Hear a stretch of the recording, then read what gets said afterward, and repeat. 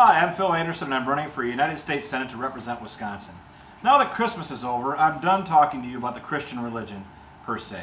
But what I'd like to talk to you about tonight is another religion, a religion that is a plague upon Western civilization. And that is this worship we seem to have of government. Now that might seem to be pretty strongly stated. But part of the problem with our government, the United States government, and state governments as well, governments around the world, is that people tend to trust them. They tend to assume that they know what they're doing. They tend to sort of believe in them. They believe that governments are representations of them, or a sovereign represents them, or that a ruler's looking out for them in some way, shape, or form. And they tend to sort of assume that if your country's going to war somewhere, there must be a good reason. That if they're continuing to borrow money at a breakneck pace, that they must have some way to pay it back. That if the scientists that work for that government say one thing, that it must be true, that the science must be settled. Now, we all know that over the course of the last couple thousand years, quite often we heard things about things that the science was settled.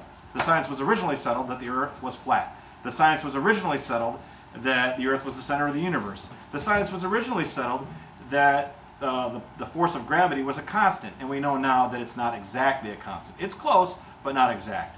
There are a lot of things that we assume are settled, that we assume that people know what they're doing on our behalf, that everything's sort of settled. That the federal government must be knowing what they're doing, that the public education system is infallible and is in our best interest, that taxation is always going towards the good, or at least it's better than people being left to do things on their own.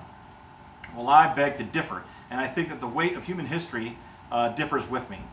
For thousands and thousands, tens of thousands of years, people got gradually more and more prosperous, more and more adept at doing things, more and more organized in communities, at a slow pace, granted, at a slow pace. And then when the Industrial Revolution hit, people got more and more productive. And that's why wages went up, that's why factories were built, that's why we have all the millions of things that we have today that surrounded us around the Christmas trees. Sorry to break back into religion. But during the present buying season, all the things that we have are miracles of organization and things that happen not because of the government, but in spite of it. So I, for one, and as your senator, will not trust the fact that government seems to know what it's doing, because that's only led us down the path of more debt, of more hate, more division, more identity politics, more war, less prosperity, less privacy. All of these things are a result of government.